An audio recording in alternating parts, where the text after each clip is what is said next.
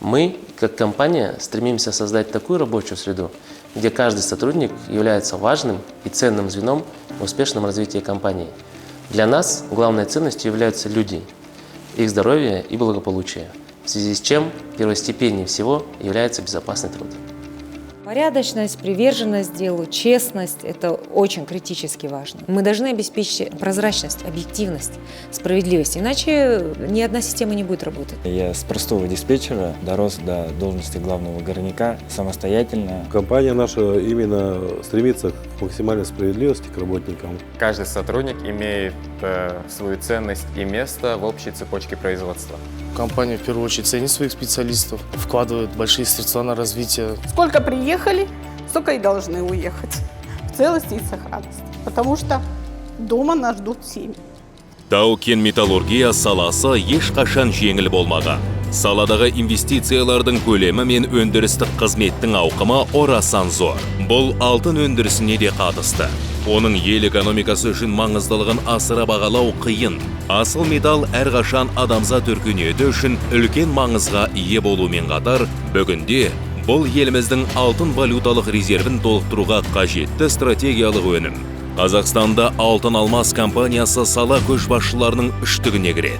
Компания еліміздің 4 өңірінде орналасқан бір қатар кен орындарына иелік етеді. Ол айтылған кен орындарында кенді өндіреді. Сол жерден оны алтын шығару фабрикаларында өңдейді және байытады. Кейін балқытып, доры қорытпасы ретінде дайын өнім жасап шығарады. 4 жыл ішінде 2017 жылдан 2021 жылға дейін Алтын Алмас ұлттық банкіне 38 тонна алтын өткізді. Ал өндірістік қуаттылықты дамытуға және кеңейтуге 860 миллион ақш долларын инвестициялады. Сонымен қатар салық төлемдері 257 миллионнан асты.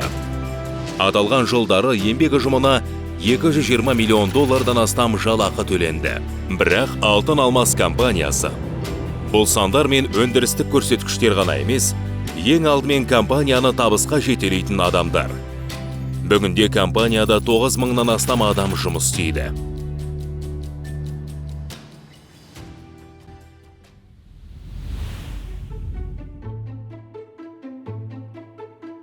Карьерная работа вообще, она и сложная, и опасная, и тяжелая. Тем более вахтовый метод работы. Не все люди могут вахтовым методом работать. Это какая-то особая каста людей. Это не 8-часовой рабочий день с перерывом на обед. 11 часов работаете. Техника, она сама по себе источник опасности. А в карьере она вдвойне. Страх. А этот страх всегда ждет. Какая-то же есть опасность. Он непредсказуем. В жару там прохладно. В холод там тепло. Привыкаешь потом ко всему. Особенность что? Под землей есть под землей. Конечно, кислорода не хватает, света не хватает. Особенно вот зимой получается, если в день работаешь по вахте, получается, утром опускаешься, солнце не видишь, вечером выезжаешь, его уже не видишь.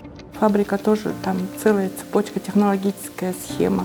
От руды начиная, руду подают и уже слиток получить. Если у кого-то что-то остановилось, это вся цепочка на фабрике. Мы все друг с другом связаны.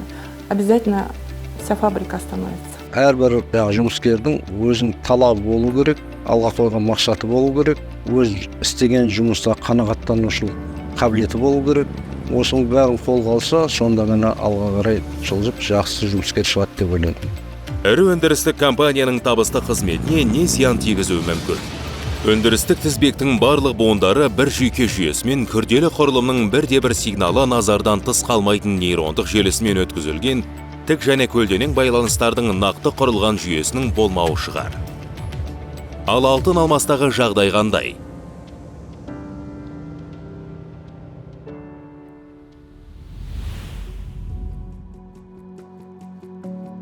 То в любое время можешь подойти к начальству, обсудить с ним.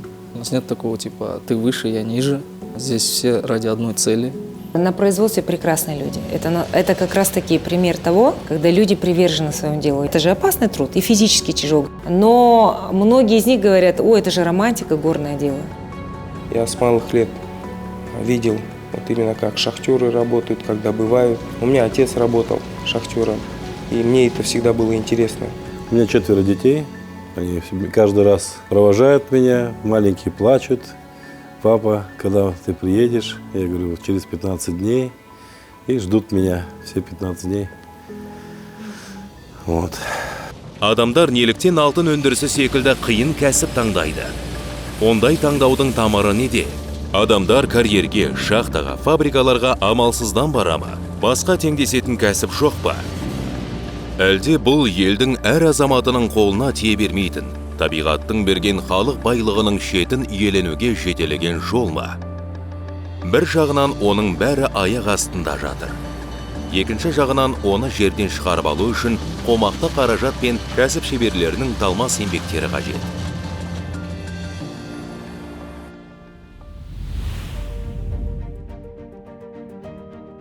Считается, что это очень легко, да, пойти откопать яму, достать то, что вам нужно. Но на самом деле за всем этим скрывается большой труд и вклад людей, инвесторов, руководства. В конце месяца ты видишь, что план выполнен.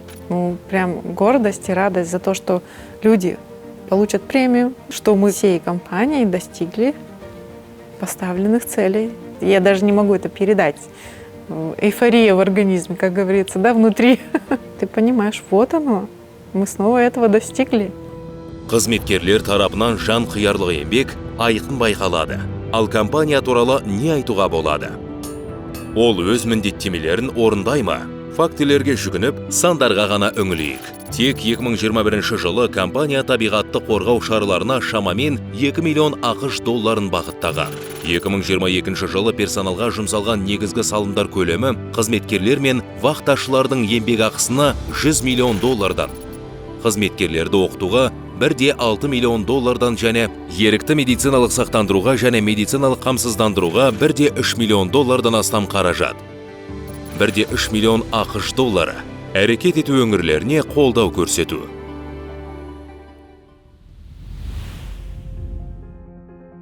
У нас есть действующий коллективный договор, где прописаны все льготы. Льготы есть у нас при рождении детей.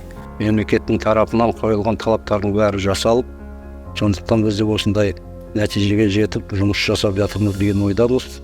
Барлығы коллективтің осы мынау ұжымдағы сіздердің ауызбіршіліктерінде барлығы жаңағы шындықпен жұмыс істеп, шындықпен айтса, біз жақсы коллектив болып, сүйіп алға қарай жақсы жалғастыруымыз бар, мен тіршілік күнге деп ойлаймын. Предоставляем медицинскую страховку, да, к примеру. Для чего? Потому что мы хотим, чтобы у нашего работника было самого здоровье хорошее. Плюс она покрывает до 3 членов семьи бесплатно. Он не будет переживать на производстве, допустим, что его супруга и дети пошли, сходили к врачу и получили лечение. Это большие затраты компании, поверьте мне, это большие затраты. Но это все создается для того, чтобы работник мог спокойно работать. Жизнь такая штука, что ты никогда не знаешь, как завтра будет, что завтра будет. Та же самая помощь. Почему нет? Зимой я буквально ездил в сосновую борку, Станай, профилакторию, пролечился. И ту сумму, которую я потратил, я все документы собрал, привез, 60% не оплатили полностью. Я считаю, это очень прекрасно. Для людей это подмога, будем так говорить. Я считаю, что это правильно, что такое есть на предприятии. Человек должен где-то поехать, отдохнуть и подлечиться. Өндірістік тізбектің беймаңыздысы жоқ па? Өндірістік тізбектің беймаңыздысы жоқ. Ол кіп-кішкене ақаулықтан байқалады. Ол техникалық себептен орын алған болса, жөнделеді. Ал ол адам қателігінен істен шықса болса ше. Онда қалай болмақ? Қателескен адам бірден жұмыстан шығарыла ма? Мы никогда не идем в состояние, что все, завтра сократили, выкинули. Нет. Главное, чтобы у работника было желание обучаться. Но сейчас нигде такого нет. Ни в государстве, ни в стране, ни в целом мире. Нету ничего того, что вот было как раньше 20 лет и будет продолжаться 20 лет. Нужно выполнять свою работу ответственно и заниматься тем делом, которое тебе поручили. Каждый в ответе не только за себя, но и за своих коллег, товарищей, потому что здесь мы команда. То есть. В Алтын Алмазе нравится, ценится то, что вот этика хорошая. То есть более люди ко всем лояльно относятся. Нету между рабочим и ТР-составом дискриминации нет. Вот это мне больше нравится. Плюс Алтын Алмаз дает возможность людей переучить. Обязательно их постоянно это развитие обучают. Кейде күнде жасалатын жұмысты жақсартуға талпынғандардың ішінен тиімдеткіштер де шығады. Олар үрдістің қыр-сырын түсініп, жұмыста оңтайландырудың жолдарын тауып, әріптестерімен бөлісіп жатады. Егер ондай жаңашылдық компания шығыннан үнемдесе, олардың сыйақылары да берілмей қалмайды.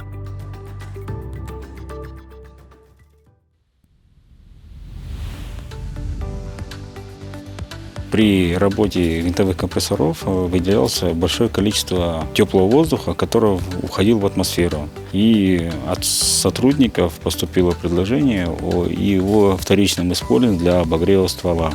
Люди подают, и все это работает.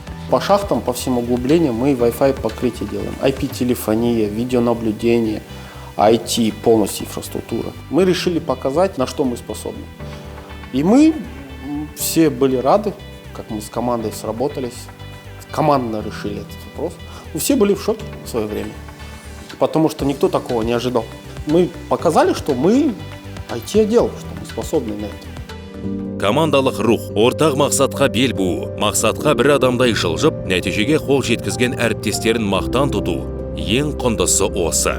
Осындай ауызбіршілік алтын алмас секілді әрі көп бейінді компанияны табысқа жетелеп, оның ел байлығына қосқан үлесін мойындатады. Тиімділікті бағалау бағдарламалар арқасында әр учаскедегі командалық жұмыс ауысым жетістігіне ықпал етеді. Әр команданың, әр мүшесінің қосқан жеке үлесі жұмысшылардың сыйақыларына әсер етеді.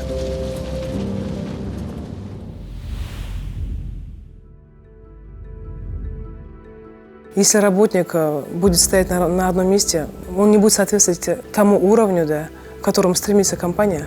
И также, в первую очередь, для этого каждый работник должен подумать о себе.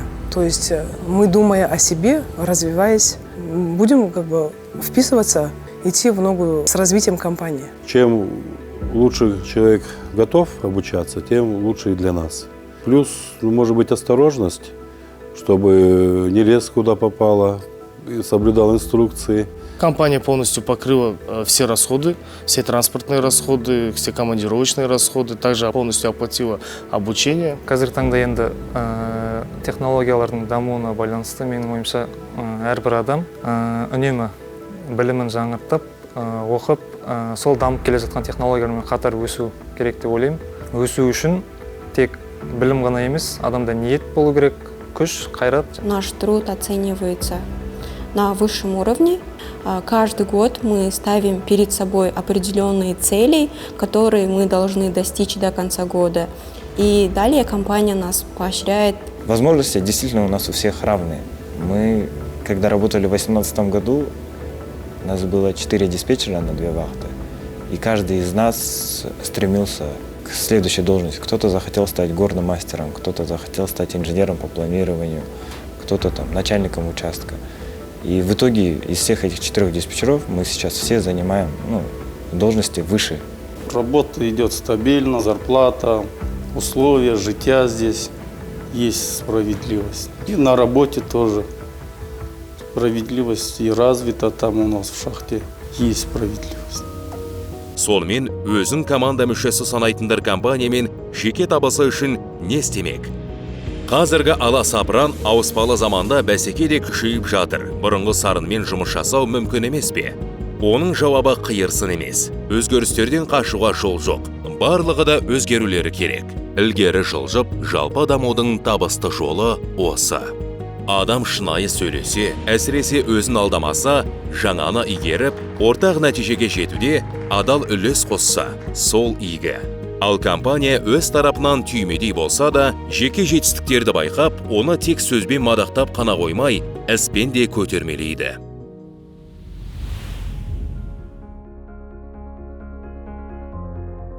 Мы даем золото стране. Ощущать себя частью чего-то большего, получаешь внутреннее успокоение. Мы выдаем по 500 килограмм золота, 6 тонн в год для нашей страны. Я думаю, это отличный результат. И когда даже родственники или семья говорят, читают новости про золото, и они сразу говорят: вот, это же ты там работаешь, это же золото, это ваше золото. И ты говоришь, ты ощущаешь себя приятно, потому что, да, ты внес вклад в это. Причем не какой-то косвенный, а прямой вклад. Мы делаем историю, повышаем благосостояние компании, повышаем благосостояние всего Казахстана. В плане того, что занимаем такой редкоземельный металл, благородный металл, как золото. просто так извлечь из руда золота не получится у обычного народа. То есть, чтобы получить вот этот след, допустим, 15 килограммов след, сколько труда, сколько там затрат. И в конце вот понимаешь, что вот это все труд окупается. Все, что зависит от нас, мы делаем. Конечно, если мой Казахстан будет богатеть за счет нашего карьеры, я только буду рад. Этот год является особенным для компании «Алтыналмаз». Из года в год компания росла, несмотря на все трудности и кризисы, с которыми сталкивалась экономика Республики Казахстан. Для меня, как, наверное, и для каждого сотрудника компании, это не просто место работы. А для меня «Алтыналмаз» – это команда профессионалов, для которых важна самоотдача и преданность делу. 30 жыл бойы мәңгілік құндылықтарды инвестициялау.